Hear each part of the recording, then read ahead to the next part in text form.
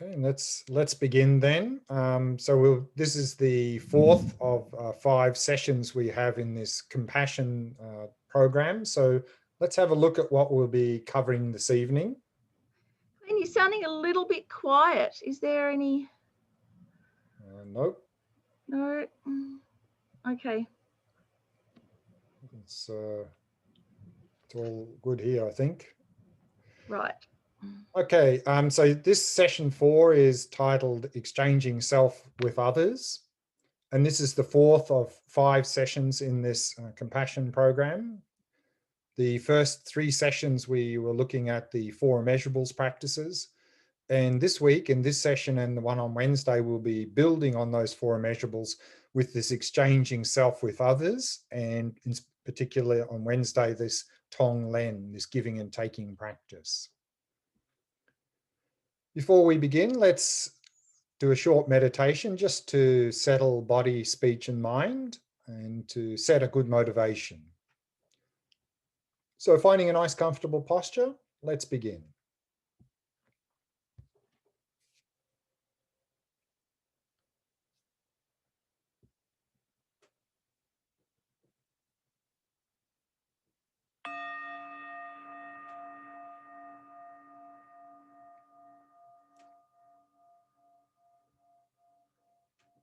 As an act of loving kindness for yourself, allow your awareness to descend into the body and simply become aware of sensations throughout the body.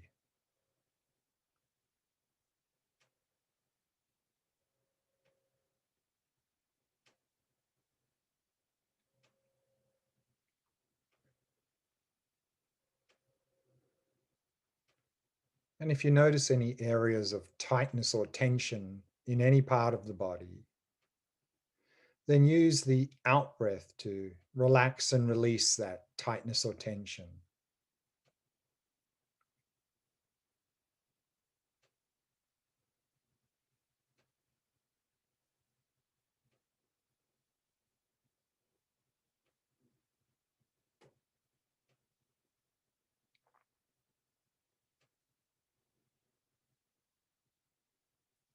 Bringing your awareness to the area of your face and softening and relaxing all the muscles in the face. The mouth and jaw, soft and relaxed. And all the muscles around the eyes, soft and relaxed.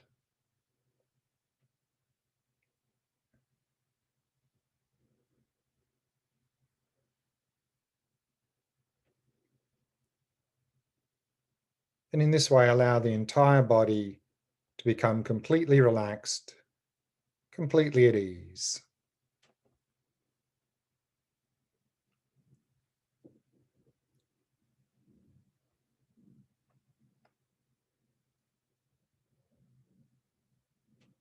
And relaxing more deeply with each out breath.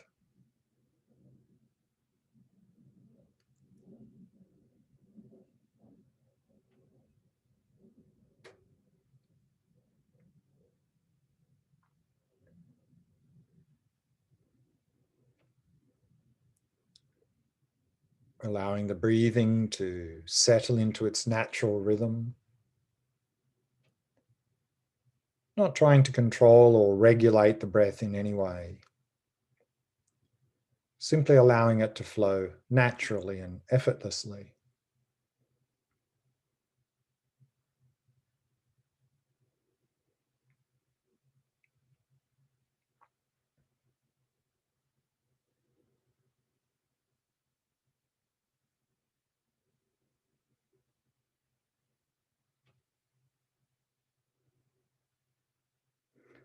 And with each out breath, letting go of any thoughts that may have arisen, happily releasing them.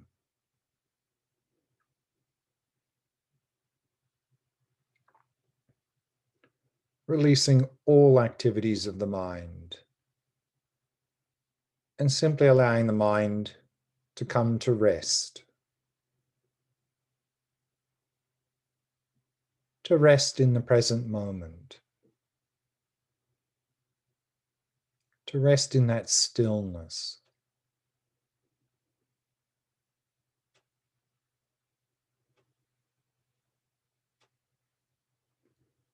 Allowing the mind to remain relaxed, still, and clear.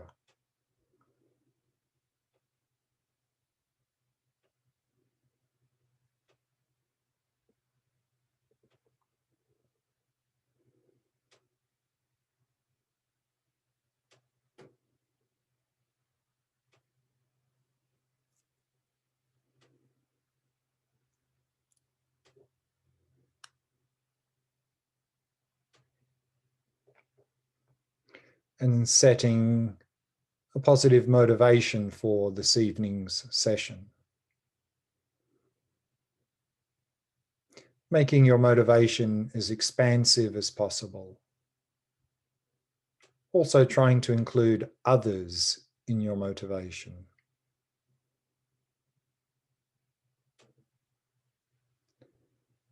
And if you're trying to follow the Mahayana path, then setting the motivation of Bodhicitta,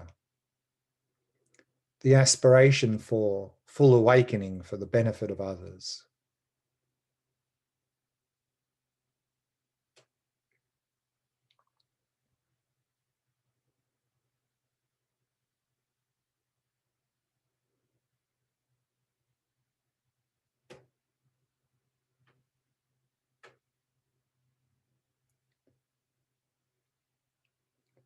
And then keeping your motivation in mind, we can slowly end this meditation and begin our discussions here this evening.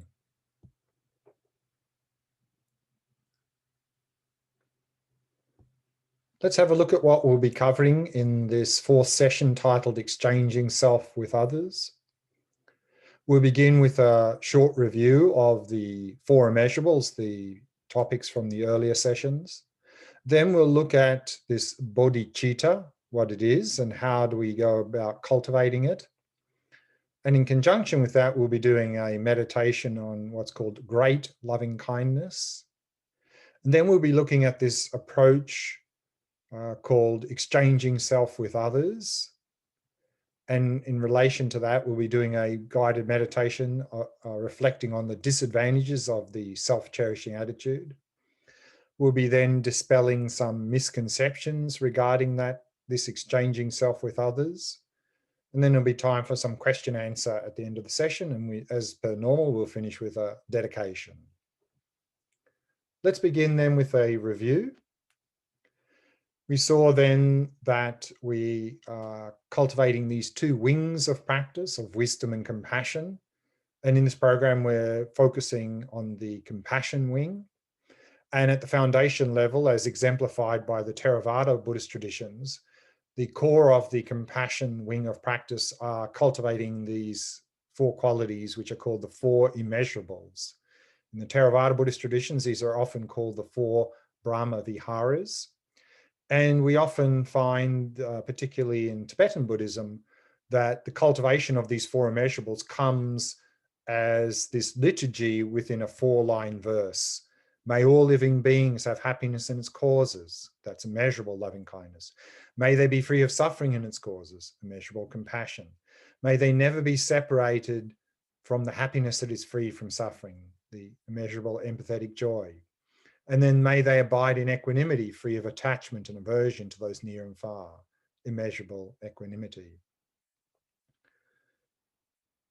And so therefore in the compassion training, we have been focusing on these four immeasurables in these first three sessions. This is the core, the foundation of the compassion wing of practice. And now we'll be building on that basis with this exchanging self with others, in particular, the Tonglen practice, which we'll be looking at in the last session on Wednesday. And in the first two sessions, we also looked at how to deal with attachment and anger. And also on Wednesday, we'll be looking at then how to integrate these various compassion practices into daily life.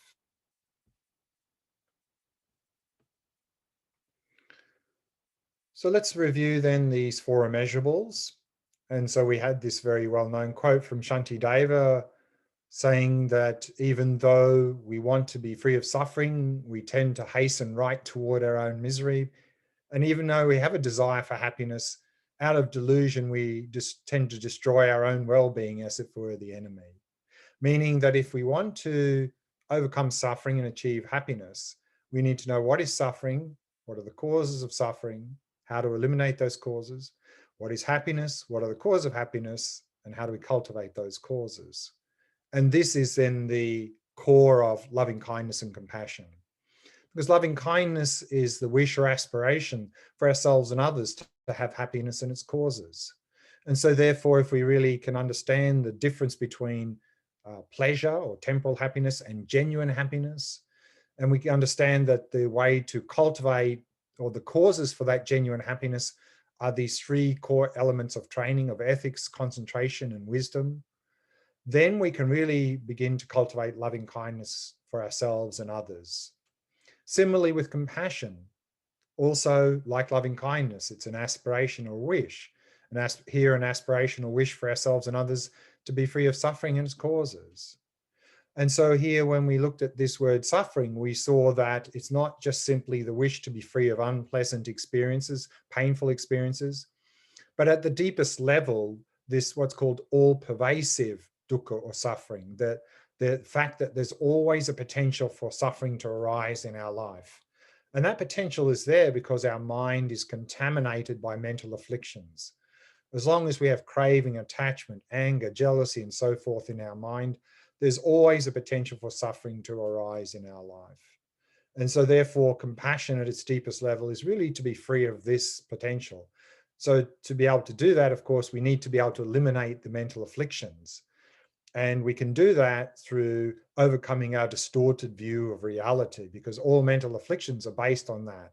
And so if we can understand that, then we can understand what is suffering, what are the causes of suffering, and how do we eliminate those causes.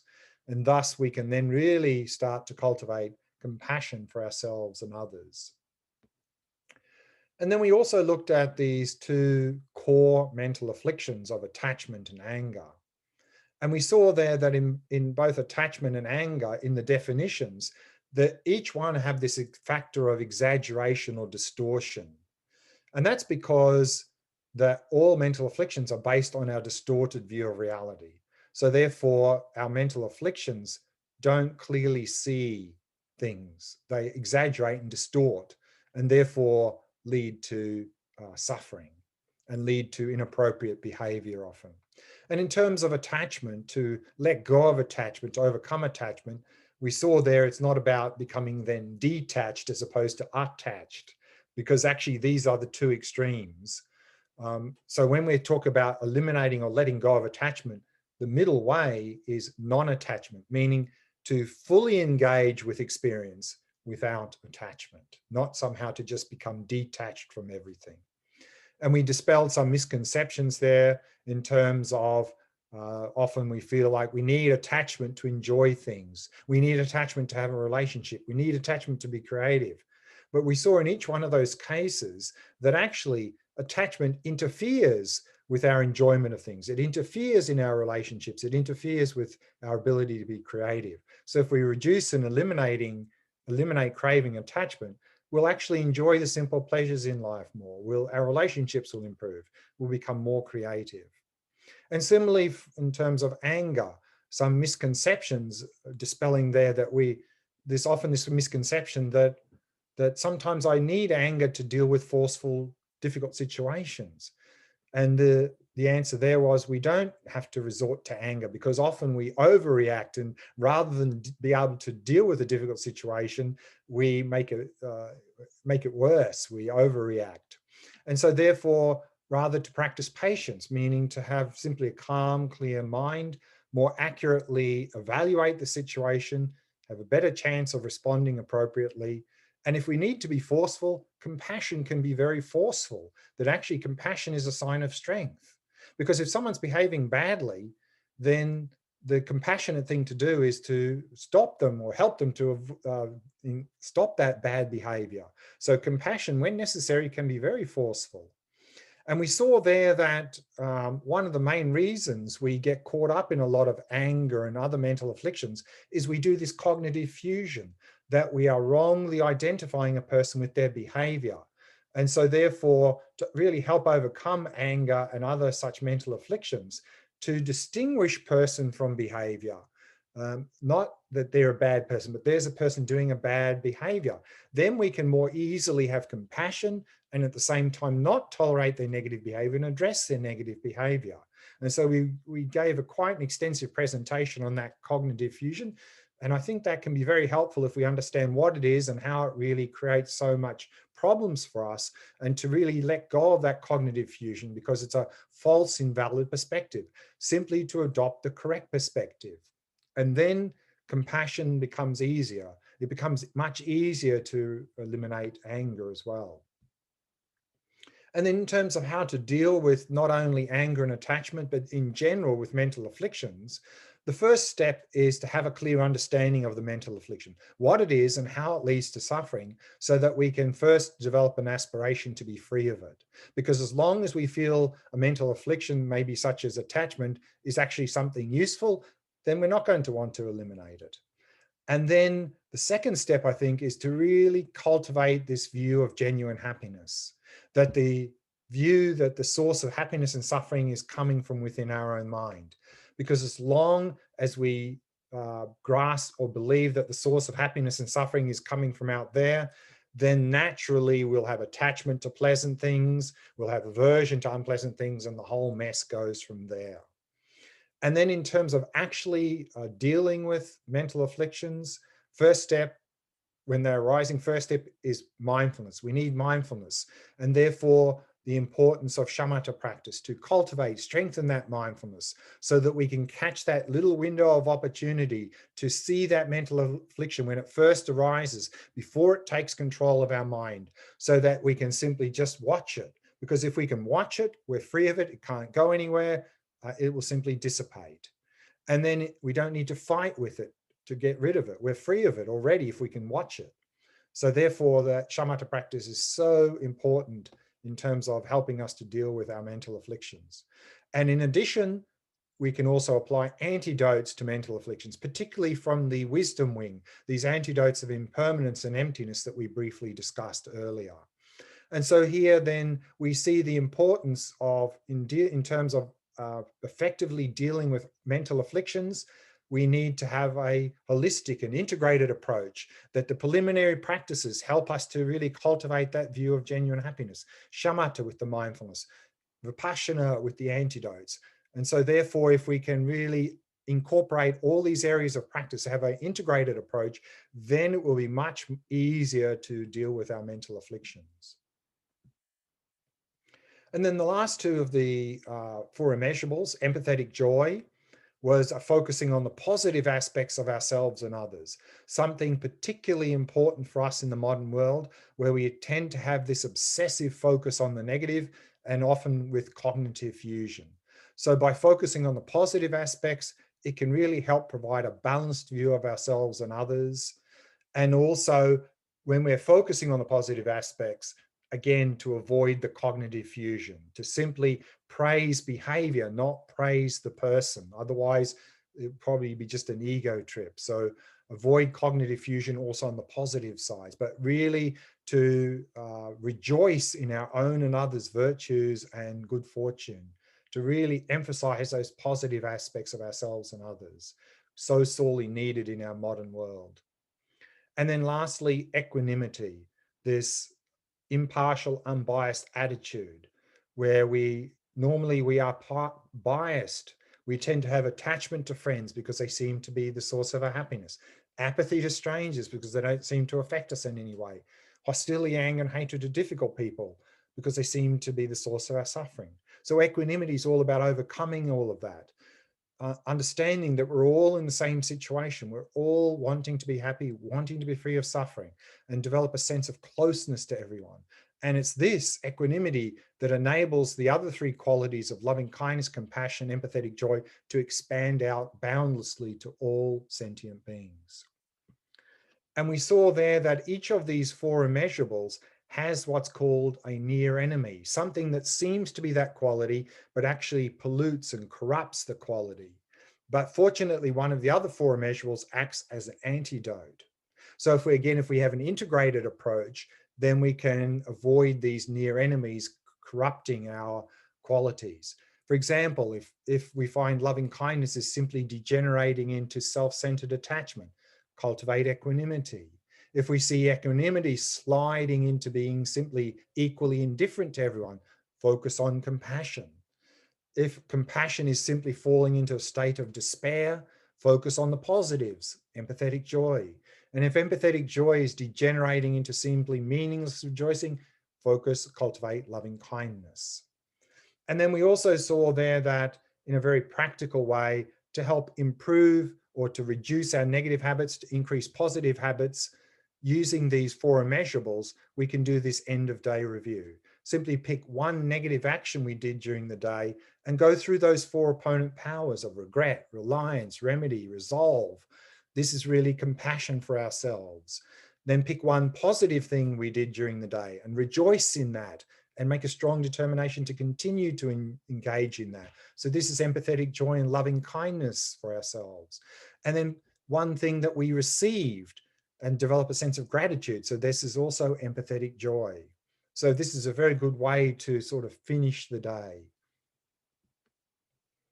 So let's now move on to the two topics, the topic we'll be covering in this and on Wednesday's session. Again, we're two wings of practice of wisdom and compassion. In the foundation level, the compassion wing are these four immeasurables. Then in the Mahayana Buddhist traditions, we build on those four immeasurables to what's called Bodhicitta. And so here we can talk about door of entry. Now, the door of entry into the Dharma, i.e. into the Buddhist spiritual path in general, is when we take refuge. When we take refuge in the three jewels of Buddha, Dharma, Sangha. In other words, when we have faith and confidence that the Buddha, the Buddha's teachings, and the spiritual community following those teachings can really help us be a refuge, valid source of refuge for our suffering. And so when we have that refuge in the three jewels, we have entered the door into the Dharma, into the Buddhist spiritual path.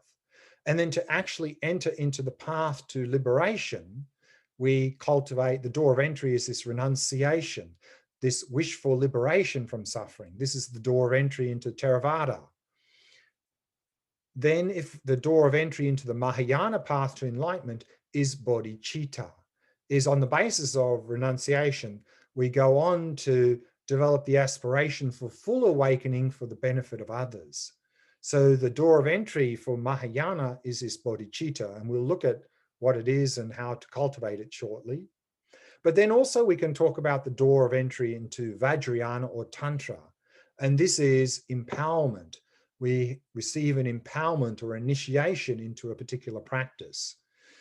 But simply getting an empowerment or initiation is not really a door of entry unless we have a basis of renunciation, bodhicitta, and emptiness. So we see these four doors of entry are really levels that if we want to have renunciation, we need refuge. If we want bodhicitta, we need renunciation. If we want to really have a valid empowerment that really is a door of entry into Tantra or Vajrayana, then we need renunciation, we need bodhicitta, and we also need this wisdom of emptiness. And so what we're going to look at now is the door of entry into Mahayana, this aspiration of bodhicitta, and how do we go about cultivating that? Bodhicitta is a Sanskrit term. Bodhi means enlightenment and citta means mind. So literally it's the mind of enlightenment. And it's defined as the aspiration for enlightenment for the benefit of others. And the basis of bodhicitta is renunciation. Renunciation, again, being the wish or aspiration for liberation, for suffering, for ourselves. And once we've cultivated that renunciation, we can understand that, well, we're not the only ones stuck in suffering. Everyone else is in the same situation as us. So then on the basis of wishing ourselves to be free of suffering, to be liberated from suffering, we can go on to expanding that motivation of also wishing to liberate others from suffering. And how do we do that effectively is if we achieve full awakening, then we can really help them to be free of suffering. And so that is bodhicitta. It's the aspiration for enlightenment so that we can help effectively liberate everyone else from suffering. Now we can talk about two types of bodhicitta, or two stages of bodhicitta, what's called aspiring and engaging bodhicitta. And here in the analogy to understand the difference that's often given is, if we want to go to a certain destination, a certain place, the first thing we need to do is develop the aspiration to go there. And then we need to actually take steps to go there, to get there. So similarly, first we develop the aspiration, wishing to go. This is the aspiration for enlightenment for the benefit of others. And then what's called engaging bodhicitta is actually taking steps to that goal of enlightenment. So taking the steps in the Mahayana are these practices of the 6 perfections. That is, on the basis of the motivation of bodhicitta, aspiring bodhicitta, we engage in those practices of generosity, ethics, patience, joyous effort, concentration, and wisdom. That's engaging bodhicitta. But also we can talk about often what's called the 2 bodhicittas, conventional and ultimate. And conventional bodhicitta is what we've just been describing here. It's simply the aspiration for enlightenment for the benefit of others. This is the door of entry into the Mahayana path to enlightenment. But to move along the various stages of the path to enlightenment, then together with conventional bodhicitta, we need ultimate bodhicitta, which is the realization of emptiness sustained by that conventional bodhicitta. So it's the realization of emptiness on the basis of conventional bodhicitta that enables us to move along the various stages of the Mahayana path to enlightenment. How do we go about cultivating this aspiration of bodhicitta? The 2 main methods that were historically taught in India and in Tibetan Buddhism, were the 7 cause and effect method and the equalizing and exchanging self with others approach. The equalizing and exchanging self with others is sometimes called the secret method, because historically it was considered too difficult for the average person. So it was only taught to those who really had the capacity and to be able to engage in that approach. Whereas the 7 cause and effect was taught publicly, the main method that was taught. But I think in the modern world, the second approach can often be much more a powerful approach, because the second approach is focusing directly on the selfish, self-cherishing attitude, which is very strong, I think, in the modern world. And so it's something we really need to tackle head on. And this second approach does that very effectively. And also in the modern world, the 7 cause and effect method could be problematic for a couple of reasons, because the 7 cause and effect method assumes a belief in rebirth. For example, here we see the first step in the 7 cause and effect method is to see everyone as your mother. The line of reasoning being there is that in this life we had a mother, in the previous life we had a mother, and we keep going back, back, back.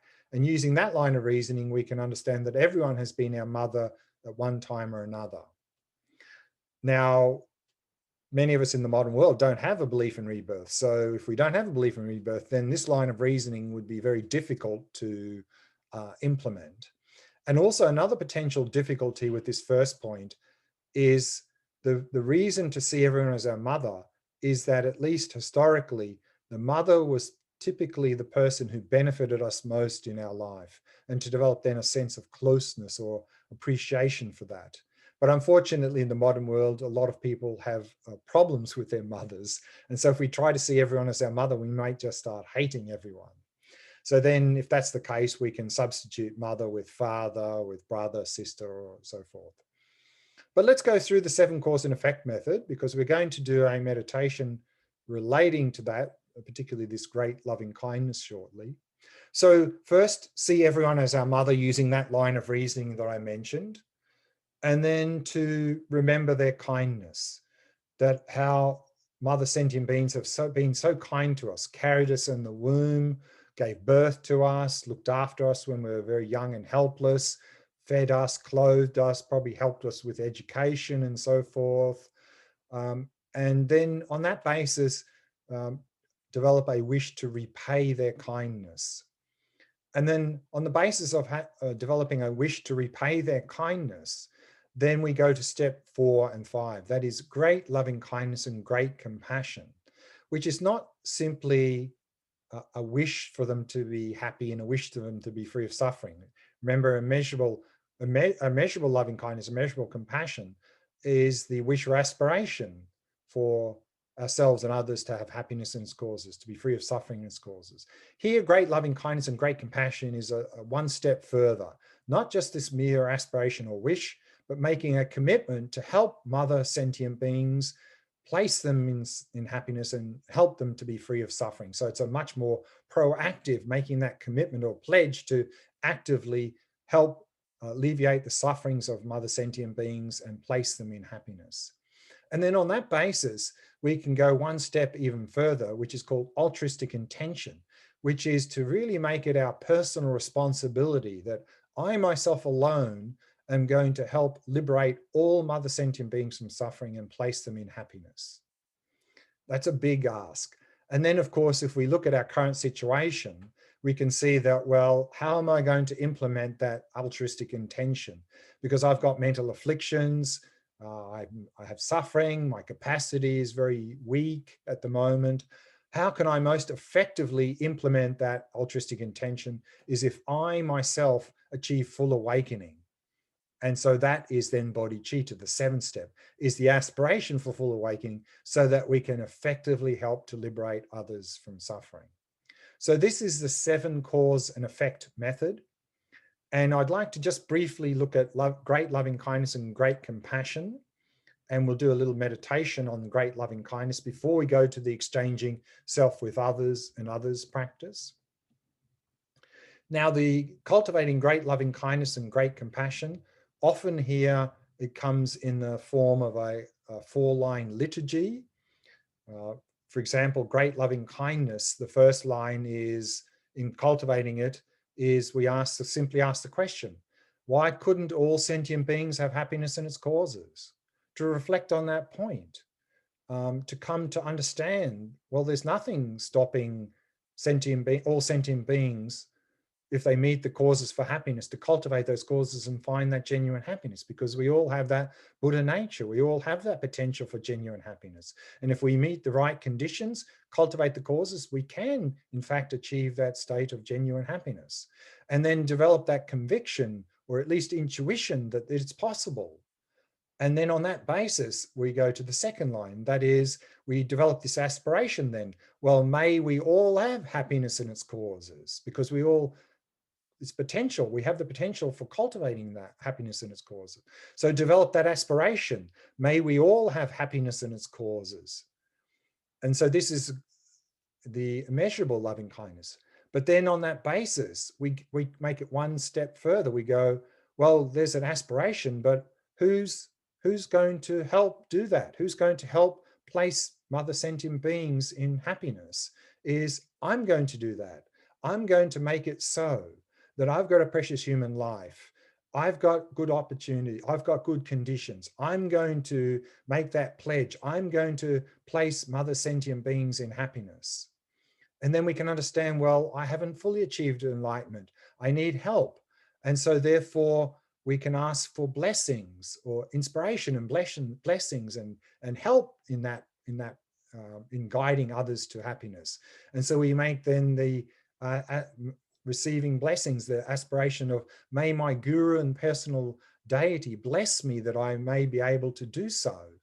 So here the guru is the one who can really inspire us and give us blessings to really help us to be able to enact that pledge.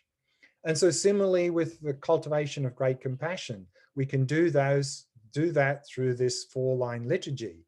First, why couldn't all sentient beings be free of suffering and its causes? ask that question and understand, yes, we can, because those causes of suffering, the mental afflictions, are not part of the nature of our mind. That we can, if we meet the right conditions, we cultivate that wisdom, realizing nature of reality, we can eliminate those mental afflictions, we can eliminate that suffering.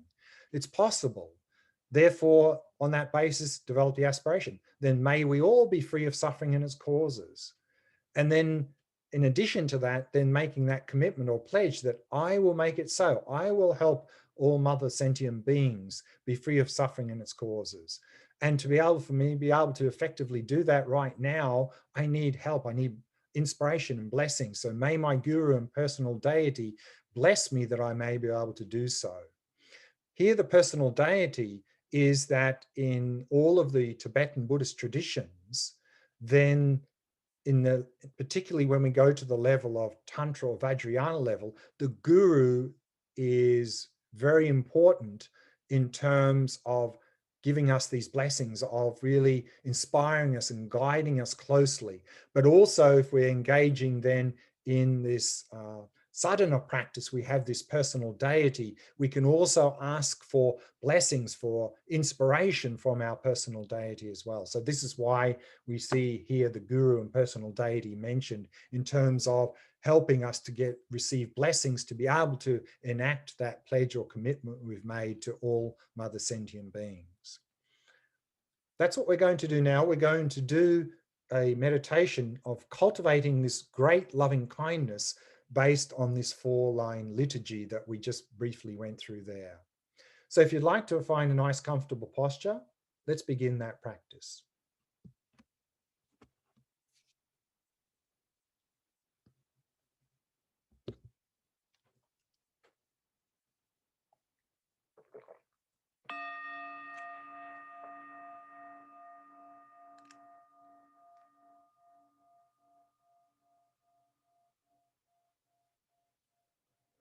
We begin as always by preparing the body,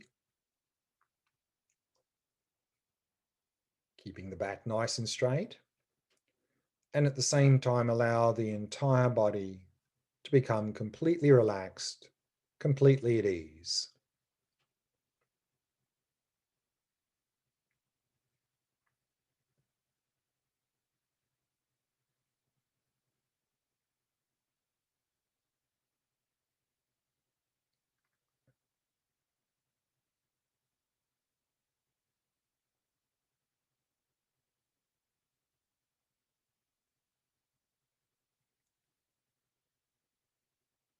And relaxing more deeply with each out-breath.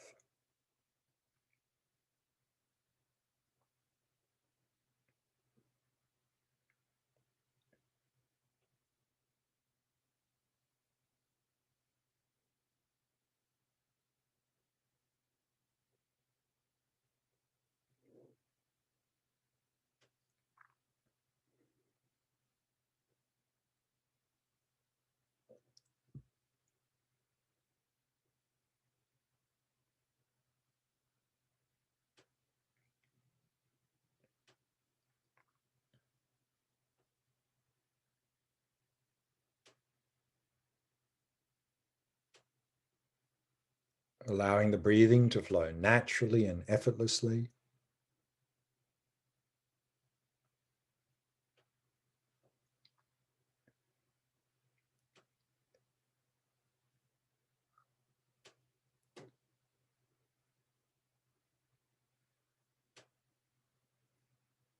And preparing the mind, setting it in a state of ease and relaxation. Simply allowing the mind to come to rest in the stillness of the present moment.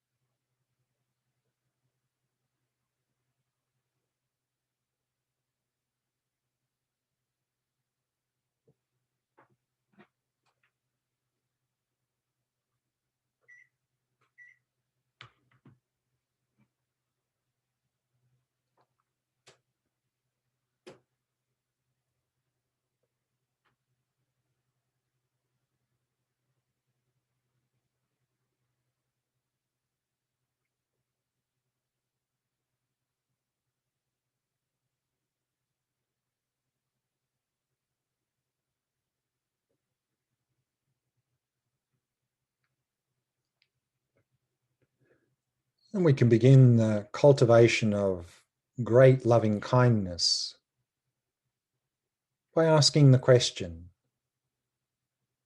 why couldn't all sentient beings have happiness in its causes?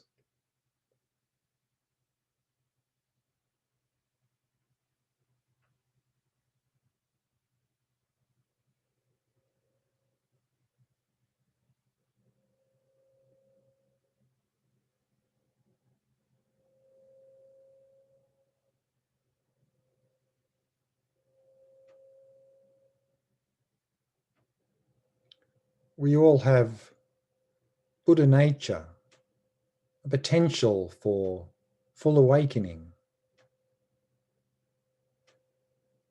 And so why couldn't we all have happiness in its causes? If we meet with conducive conditions and cultivate the causes, why couldn't we achieve that state of genuine happiness?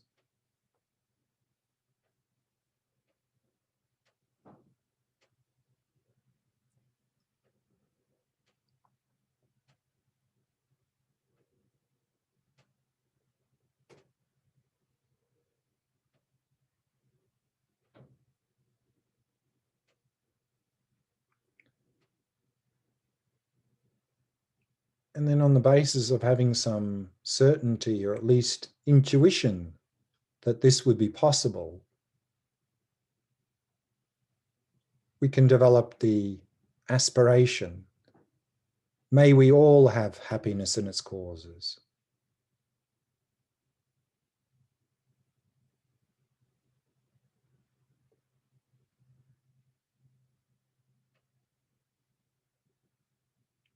Just as I wish to be happy, so does everyone else.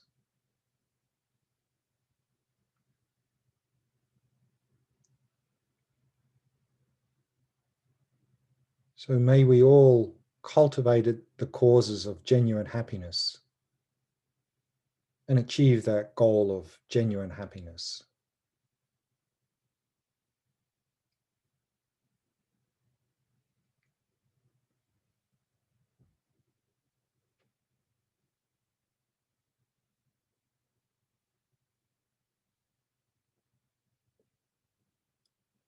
But who will guide all mother sentient beings on the path to genuine happiness?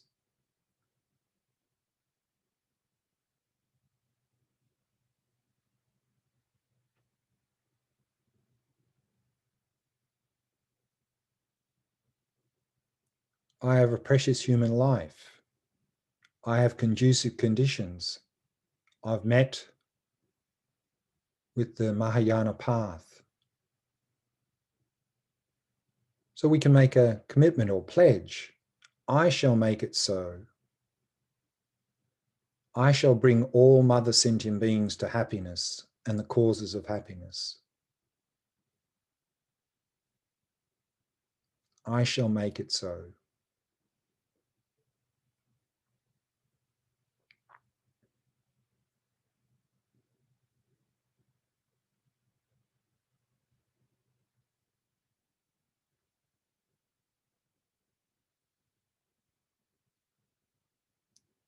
However, we're still on the path. Our ability is now limited. We need help. We need inspirations. We need blessings to enact that pledge or commitment. So may my guru and personal deity bless me that I may be able to do so.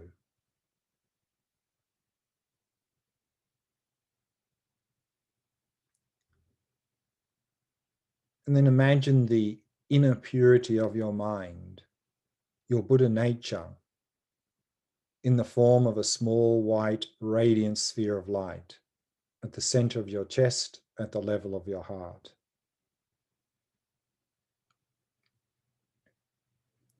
And then with this aspiration of great loving kindness, on each in-breath, call on the blessings of your gurus and the enlightened beings pervading space. blessings to help you realize your aspirations.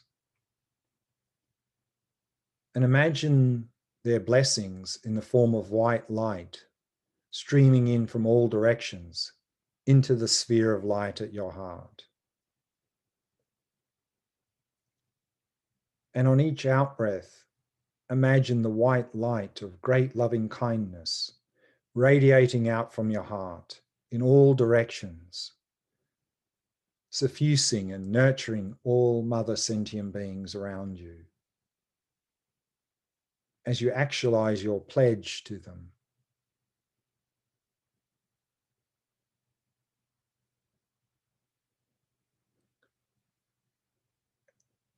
And so breathing in the light of blessings and breathing out the light of great loving kindness as you actualize your pledge to all sentient beings.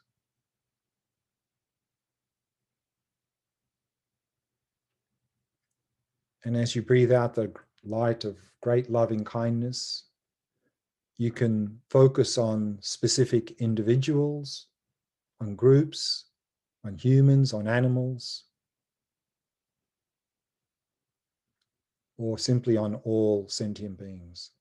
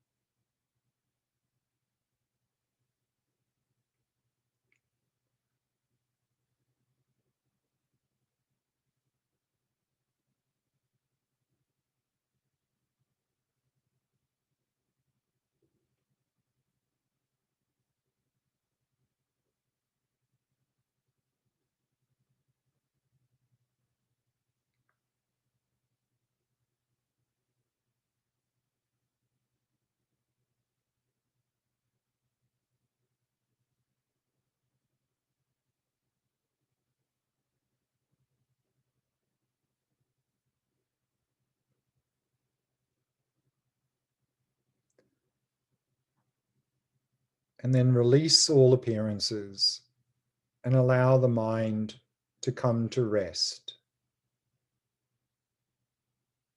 in that inner purity of mind, your Buddha nature, which is in the nature of great loving kindness.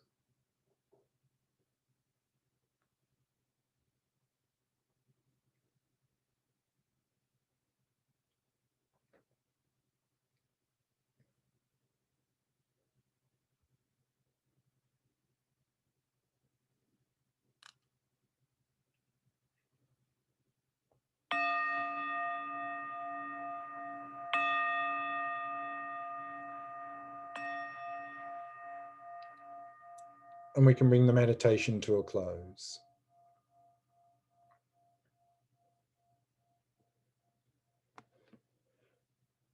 Let's now have a look at the second approach to cultivating bodhicitta, the one that was historically considered the secret approach, the one that was too difficult for the average person, the one I think that is very directly relevant for us, many of us in the modern world. And it's called equalizing and exchanging self with others. It's a 5-step method. And it's about exchanging the self-cherishing attitude with the attitude of cherishing others.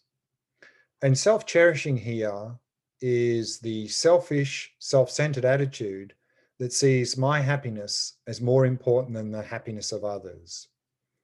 And unfortunately, that is something quite epidemic in the modern world and often promoted in the modern society, that you're the most important. You got to look after number one, me first attitude. And it seems like that could be what we need to find happiness, but actually it's our worst enemy, only bringing suffering. And this approach here helps to transform our attachment and aversion into loving kindness and compassion as well. It's a 5-step process. So let's have a look at the 5 steps, from equalizing self with others up to the 5th step of Tong Len, of giving and taking. Let's look at each of those steps in more detail.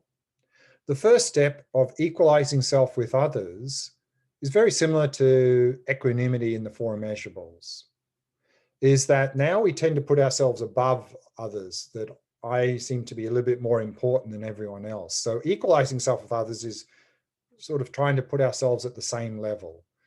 And we can do that by reflecting on the point that we're all equal in wanting to be happy and wanting to be free of suffering, that my happiness is no more important than the happiness of anyone else, and thereby try to equalize ourselves with others as best we can.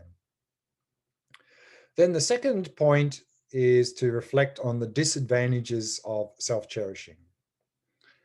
So here we have some listed, that if we have this me first attitude and we have very strong selfish mind, then we tend to get obsessed about me and my suffering. And then it seems like the suffering's coming from out there. So we then tend to, on that basis of being obsessed about me and my suffering, we often then end up with a lot of fear and anxiety about the world, because everything out there is a potential threat. So I better be on guard. Even my best friend could harm me, so I better be on guard. So it can actually be very stressful, this me, me, me attitude. And this was highlighted to me recently when I read about this very extensive medical study they did. And the result of this extensive medical study was that people who use the words I, me, and mine a lot have a 35% greater risk of heart attack. So it seems like it's quite stressful, this me first attitude. And then of course, we always on guard, we often become very hypersensitive and overreact to things. And then also, to protect ourselves from all that supposed danger out there, we tend to build a big wall around ourselves and cut ourselves off from others and from the world. And then we often suffer a lot of loneliness. So this me first attitude often leads to a lot of loneliness and isolation. And also we tend to then become obsessed about me and my happiness. And my happiness seems to be coming from out there as well. So we often end up with a lot of craving and attachment and frustration when we don't get the things we want, and often a lot of dissatisfaction when things don't really live up to our expectations. And then also with this me first attitude, we tend to have this exaggerated sense of self-importance, which means we often tend to show a lot of lack of consideration and respect for others. And then we often have a lot of jealousy for others who seem to have more than us. We often become very competitive with others, trying to outdo them and put them down. And then often we become very arrogant and dismissive of others, particularly if they seem to be at a lower level than ourselves. And then, of course, we'll even go to the extent of harming others who stand in the way of our happiness. And if we harm others in the pursuit of our happiness, then generally they harm us back as well. And also, if we do that, we often understand that harming others is not really the right thing to do. And then as a result, we can often end up with a lot of guilt and low self-esteem because of that negative behavior as well. And then we really do have this very biased attitude if we have the me first attitude, because we have very narrow perspective of every situation of how does this situation affect me, first person perspective. Then those people around us who seem to support me and my happiness, we tend to label friend. Those people around us who don't seem to interfere with me and my happiness, we tend to don't affect me and my happiness in any way, then we tend to label strangers. Those people around us who seem to interfere with me and my happiness and seem to cause me suffering, we tend to label the so-called enemy. And then we end up with attachment to friends because they seem to be the source of our happiness, apathy to strangers, couldn't care less what happens to them, and aversion, hostility, and hatred to the difficult people. Then when it comes to cultivating loving kindness and compassion, purely, we won't be able to do that towards anyone, because loving kindness and compassion to strangers, not really, I couldn't care less what happens to them because they're not affecting me. Loving kindness and compassion to the difficult person or the enemy, no way. In fact, I hope they suffer. They deserve to suffer because they're trying to harm me. And then even loving kindness and compassion to friends, okay, but only as long as they keep saying and doing things that make me happy. So therefore, difficult to cultivate any genuine loving kindness and compassion to anyone with this me first attitude. Because with this me first attitude, we tend to just see other people as objects that to satisfy ourselves. And then the third point is together with that is then to reflect on the advantages of cherishing others, which is the flip side of the disadvantages of self-cherishing. Because if we're cherishing others, looking out for others' welfare, then we won't be obsessed about me and my suffering, which means we won't have all this fear and anxiety, stress, hypersensitivity, and loneliness that comes from this me first attitude. In fact, we'll feel very connected with others, and we won't be obsessed about me and my happiness. So we won't have all this craving, frustration, dissatisfaction that comes from that. Also, we won't have an exaggerated sense of self-importance, which means we'll show consideration and respect for others. And then we'll be helping others as much as we can instead of having jealousy and being competitive and being arrogant towards others. And we won't be deliberately harming others in the pursuit of our happiness.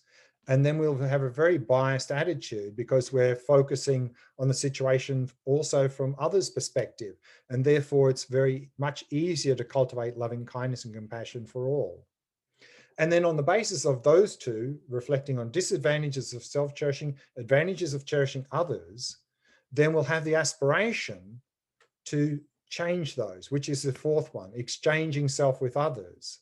So therefore, based on that understanding of the disadvantages of the me first attitude, the advantages of cherishing others, then whenever we notice a self-cherishing attitude arising, to exchange that, to replace that with an attitude of cherishing others. And here we have an example, a good example of this from Mother Teresa. She said, "When I am hungry, give me someone that I can feed. And when I'm thirsty, give me someone who needs a drink. When I'm cold, give me someone to keep warm. And when I grieve, give me someone to console." And then also some words of wisdom from Einstein, who said, "Only a life lived for others is a life worthwhile." I think he might have been onto something there. And then the fifth step is a very powerful meditative practice that can really help us to do this exchanging self with others, a practice called Tong Len, giving and taking. And we'll be looking at that in the next session on Wednesday. And that's where we're imagining taking on the suffering of others and imagining giving them our happiness. And we'll look at that that's going to be the main topic for Wednesday's session. So what I'd like to do now as the meditation is reflect on some of these disadvantages of the self-cherishing attitude to develop the aspiration to eliminate the me first, this selfish attitude. So finding a nice comfortable posture, let's begin.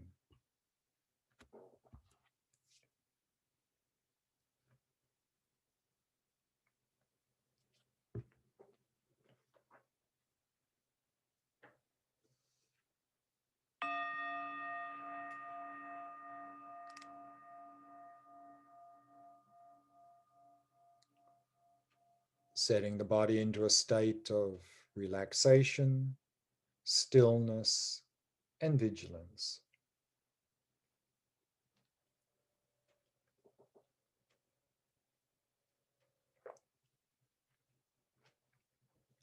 Using the out-breath to relax and release any tightness or tension in any part of the body.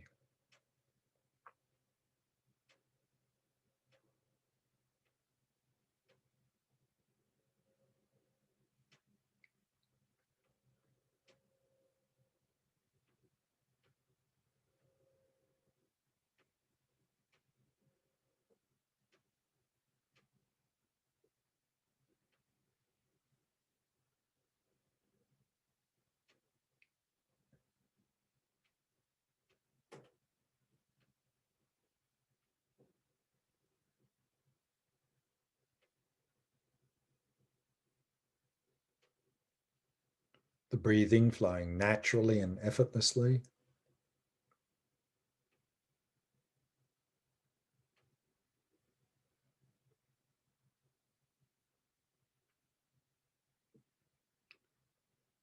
And setting the mind in a state of ease and relaxation. Simply allowing it to come to rest in the stillness of the present moment.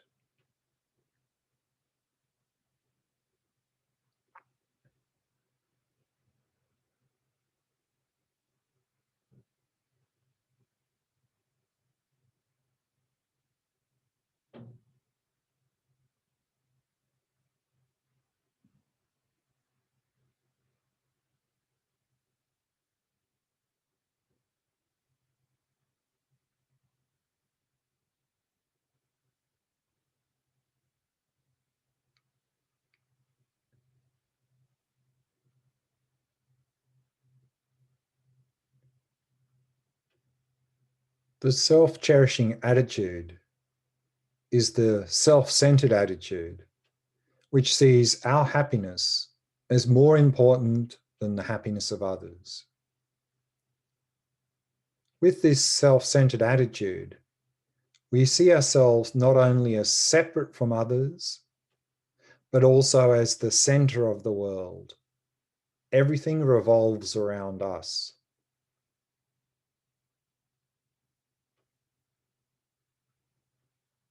So let's have a look at what effect this self-centered attitude has on us and those around us.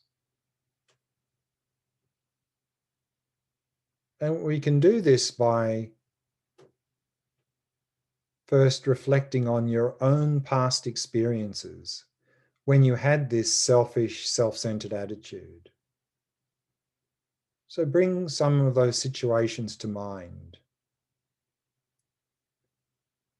and see what effect did it have on you and those around you.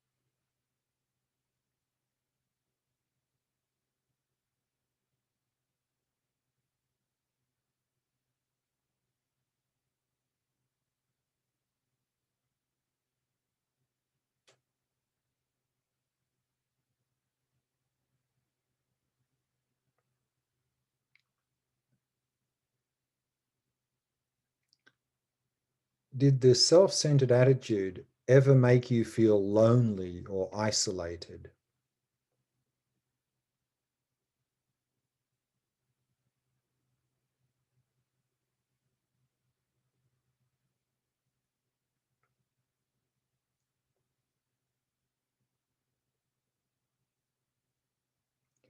And by putting so much emphasis on our own happiness, did the self-centered attitude ever lead you to develop any fear or anxiety by seeing things around you as a potential threat to your happiness?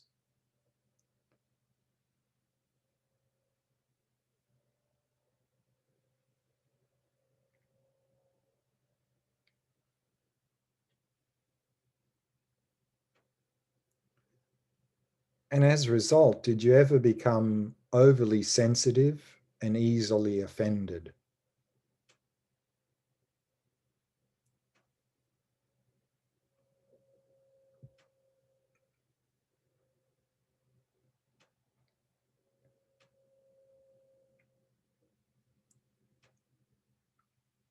And by paying so much attention to our own wants and needs, does this selfish attitude lead you to develop craving or attachment towards things?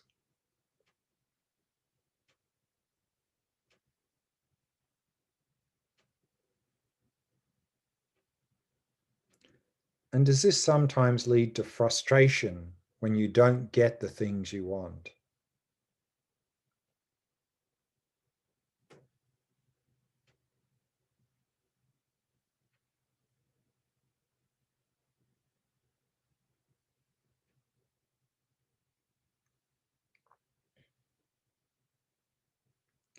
And does this sometimes also lead you to become disappointed or dissatisfied when things didn't live up to your expectations?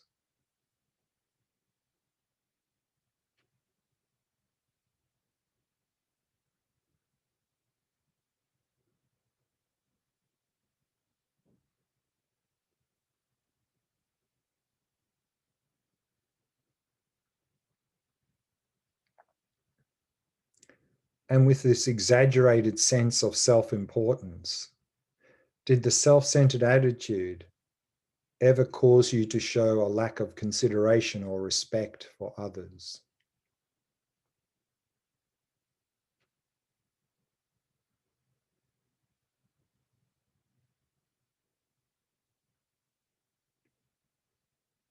To get jealous of others who seem to have more than you?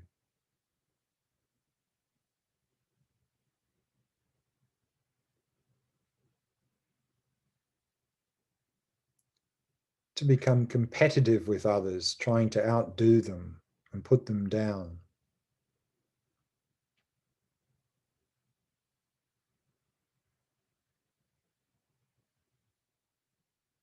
And to have an arrogant or dismissive attitude towards others?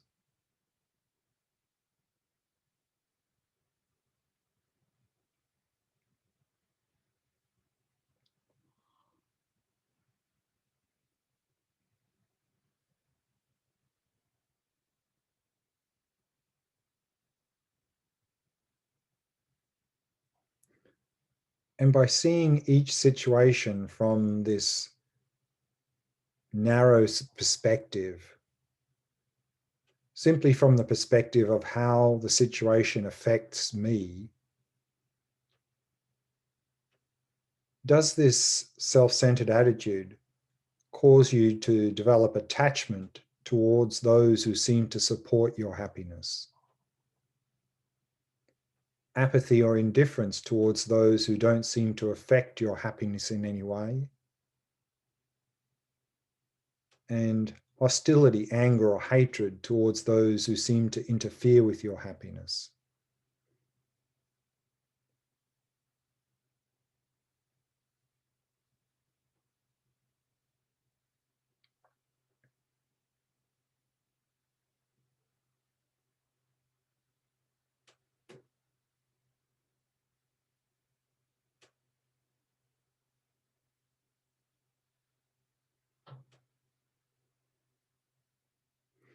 And did the self-centered attitude ever cause you to deliberately harm others who stood in the way of your happiness?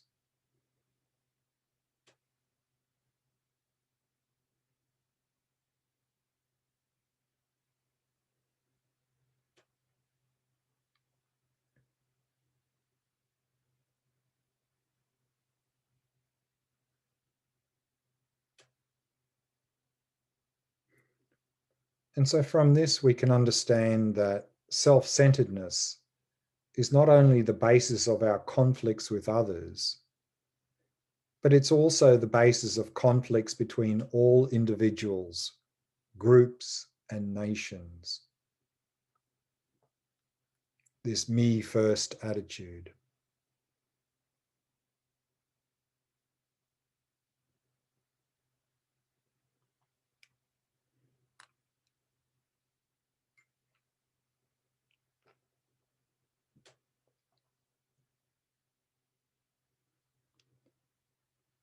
And so in conclusion, see self-centeredness as our real enemy and make a strong determination to overcome it and to not let it take control of your mind.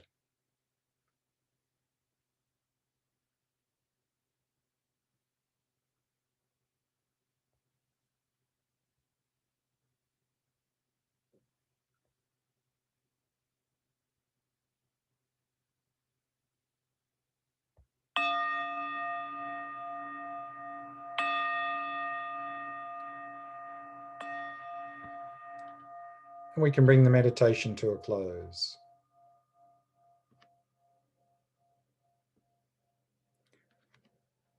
Just to dispel a few misconceptions, and then we'll go to Q&A.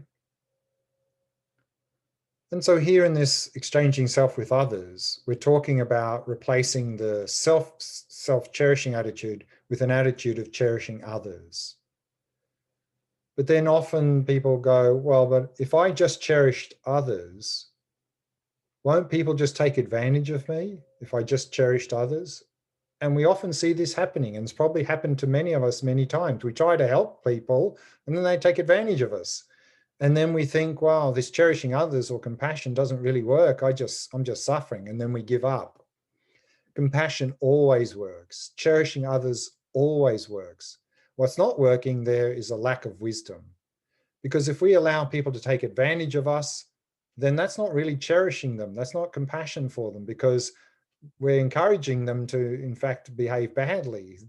And so cherishing others is looking out for their welfare, meaning if they're behaving badly, to not allow that to happen. So all we got to do is, when we cherish others, loving kindness, compassion for others, we need to add wisdom. We always need to have wisdom together with loving kindness and compassion. Otherwise, there'll be problems.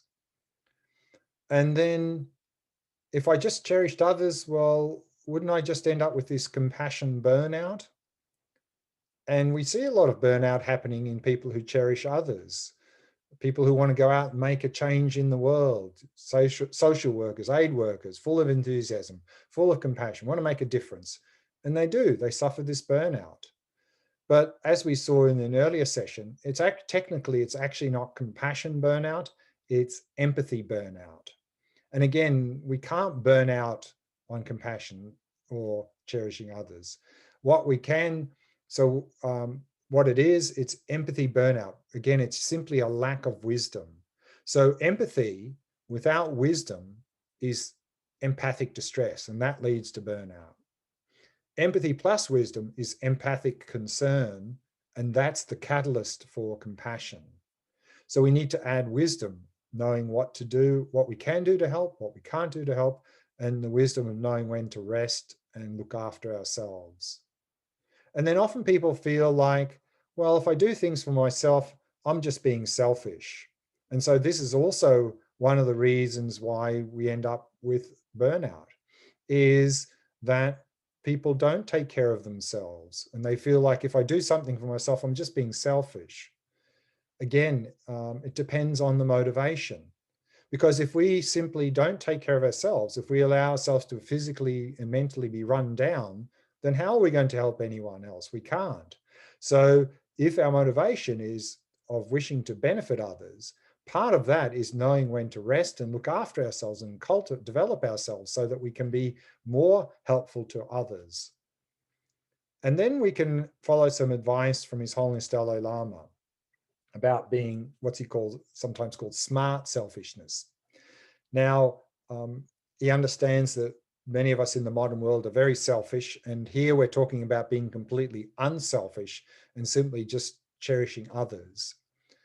For us, that's difficult. It would be very difficult for us now to do a completely unselfish act. We would at least expect people to say thank you if we did something for them. And so rather, and what happens is that sometimes when people try to help others, but they notice they have a little bit of a selfish motivation, maybe they're hoping to get something in return, or maybe they're hoping that people will think that they're someone special because they're helping everyone or something like that. And they go, oh, I'm not going to help them because I have a selfish motivation. I think this is not a good strategy, because we'll find it difficult to do any good actions now as a beginner, because at some level there probably will be some selfishness there. Rather, notice the selfishness and reduce it as much as possible, exchange it with cherishing others as much as possible, and still help others, even if there is still some residual selfishness there. And so here we can use the advice from Dalai Lama about smart selfishness.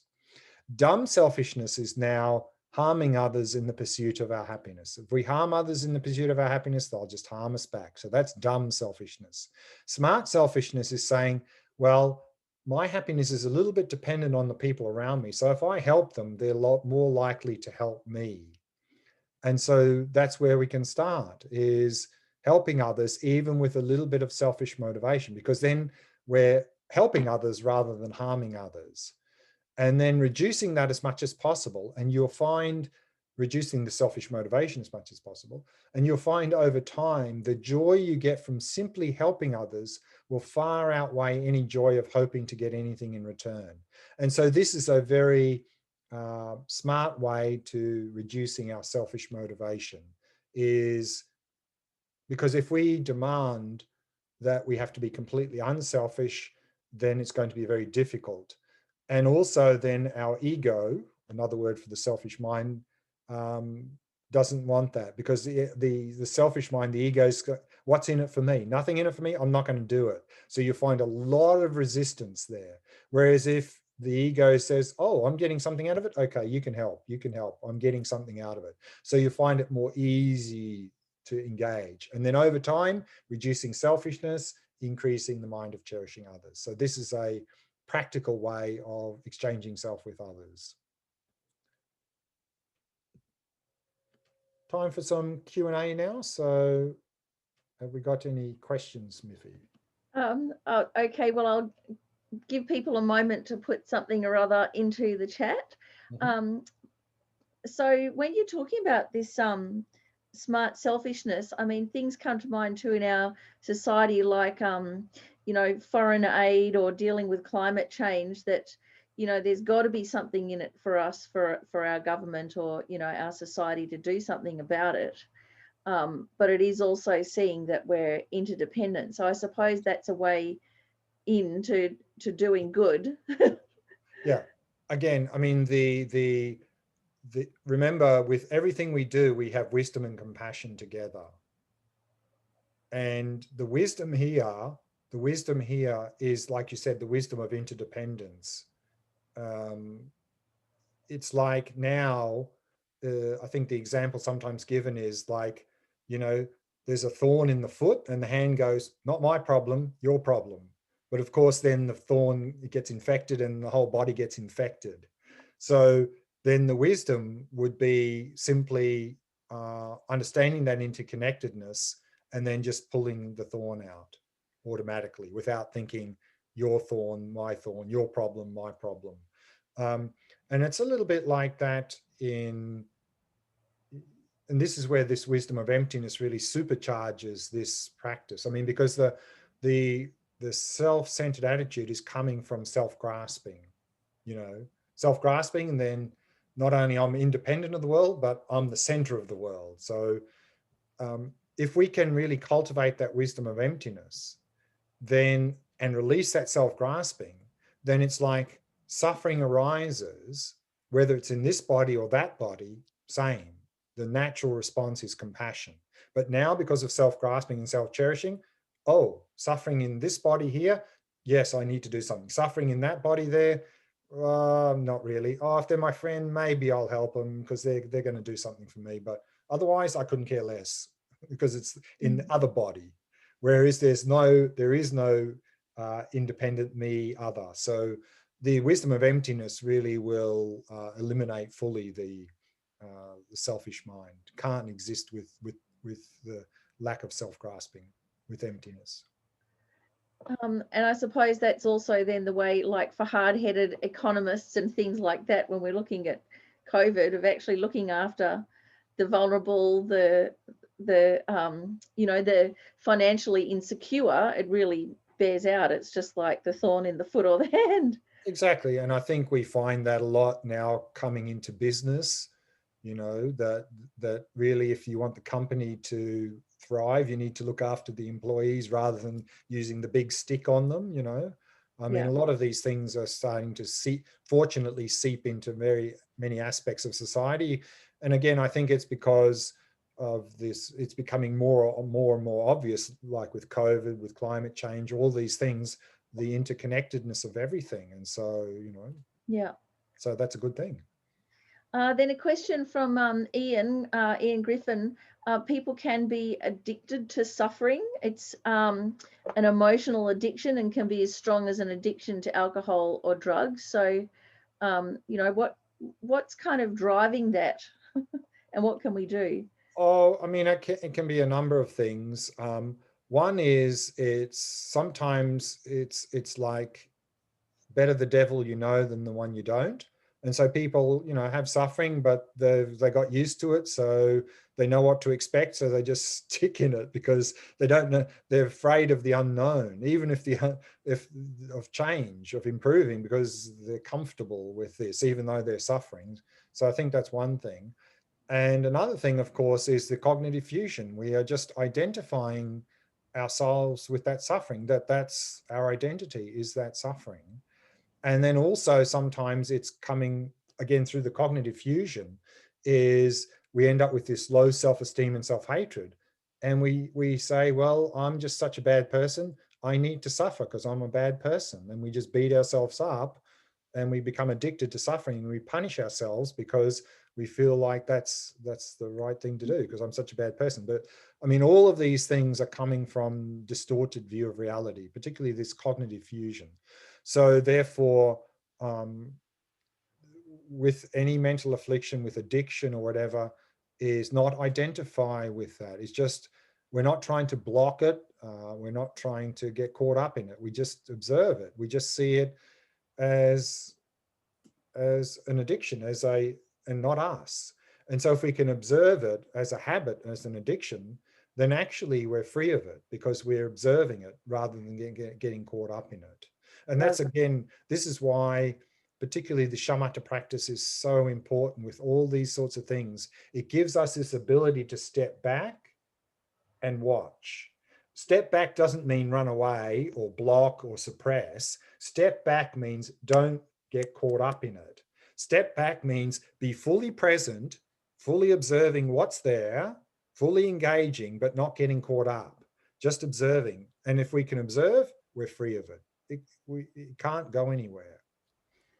Yeah. Okay. So I'm having a bit of a chuckle because when you keep saying don't do cognitive fusion, it's like kids don't do drugs. And this is really it. So, Yeah. I all of mean, those emotional addictions are like the cognitive fusion is like a drug, actually. yeah, and it's really like it's really sad. I mean, we're really sort of programmed since we're very young kids to go down the road of cognitive fusion. I mean, how often do we see when a very young child is misbehaving, the parent goes, "Bad girl, bad boy"? I mean, no wonder it's a mess. We just our language and the way people speak is just programming ourselves to do cognitive Yeah. fusion. And also Um, saying you're so smart or you're so pretty. Yeah, exactly. You're wonderful, you're dumb, you're stupid, you're super intelligent. I mean, all of these things just lead to difficulties. Like one thing actually I found was very nice is um, I was teaching some years ago in an introduction to Buddhism course, and there was something around this not identifying with anger, in terms of cognitive fusion. And then there was a lady in the audience, and she said, "Oh, this is interesting." She said, "I have two young children, 3 and 4." Because often if a kid gets angry, the parent goes, "Look, you're angry. Don't be angry." And that's just cognitive fusion, because the child will identify with that. She said what she used to do when like her 3 and 4-year-old children, uh, anger came up, she'd go, "Look, there's that anger thing in your mind again." And she said it was so helpful because it forced the child not to identify with anger, but to see anger as something in their mind, to look at it. And she said it really helped to diffuse their anger when she said, "Look, there's that anger thing in your mind again." And she said it was very helpful. So just the way we speak to others like that can be very helpful, rather than Yep. saying, "You're angry." Yeah, framing the world. So then I was also thinking the most terrifying thing about self-cherishing is that we don't know that we have it. Like, in a way, we have to extrapolate back and go, oh, do I have loneliness and depression and craving and whatever? Oh, therefore I must have self-cherishing. But it's very hard to actually see self-cherishing in yourself. Yeah, I mean, if you're, I mean, like anything, if you're really caught up in it, then it's hard to see it. That's why, again, is like with the shamatha, our ability to then step back and observe everything going on in our mind is the beginning. I mean, that's the beginning of starting to see, wow, look at all that going on. I never noticed that before, because we're just so caught up in it. We're just so caught up. We can't see it. So again, the shamatha practice can be very helpful for this, just to see more clearly what's things are going on in our mind, what sorts of thoughts we have, what sort of habits, what's coming up. Oh, I really didn't notice that. I have a very strong tendency there to get irritated a lot, and so forth. So very Um, helpful. and then trying to just kind of put a really fine point on it. Then if this is also from Ian, as well as Oluwato Biloba, that when we're helping people and you get a good feeling from helping others, and so we'd started off by not expecting anything in return, but we do get that kind of rewarding feeling. So could this then, is this selfish, or is it just something that we enjoy? Or Well, if we identify with it and we crave it and we think that that's going to make that nice feeling is going to make me happy, then yes. Rather, if that feeling comes up, I mean, if we have that nice feeling come up, then that's exactly the time to continue to help others, because we have such a uplifted state of mind, to be able to then continue that. so is it that we So kind of, I mean, we can get caught up in any sort of pleasant experience with craving and attachment. But again, this is coming from a wrong view, that the source of happiness is coming from these from things, that the object? stimulus. And then just a quick one, when you were talking about the near enemies of things and the near enemy for rejoicing of being meaningless rejoicing. So just what is that? I mean, it can get to the point of rejoicing when we see other people suffer. That's sort of like going even down further. But like rejoicing, like you know, oh, I beat everyone. If we're in a group situation and there's something there and we manage to get it first. Oh, I got it first. I got the best one. That sort of thing. Oh, Yeah. okay, right. Yep. Okie dokie. Thank you very much. Yes, I think we've run out of time there. So let's finish there. So let's finish with the dedication again. So I'll just get the slide up. Again, dedicating all of our efforts in the session here this evening using Shantideva dedication prayer. May all beings everywhere, plagued by sufferings of body and mind, obtain an ocean of happiness and joy by virtue of my merits. May no living creature suffer, commit evil, or ever fall ill. May no one be afraid or belittled with a mind weighed down by depression. May the blind see forms and the deaf hear sounds. May those whose bodies are worn with toil be restored on finding repose. May the naked find clothing, the hungry find food. May the thirsty find water and delicious drinks. May the poor find wealth, those weak with sorrow find joy. May the forlorn find hope, constant happiness and prosperity. May there be timely rains and bountiful harvests. May all medicines be effective and wholesome prayers bear fruit. May all who are sick and ill quickly be freed from their ailments. Whatever diseases there are in the world, may they never occur again. May the frightened cease to be afraid, and those bound be freed. May the powerless find power, and may people think of benefiting each other. For as long as space remains, for as long as sentient beings remain, until then may I too remain to dispel the miseries of the world.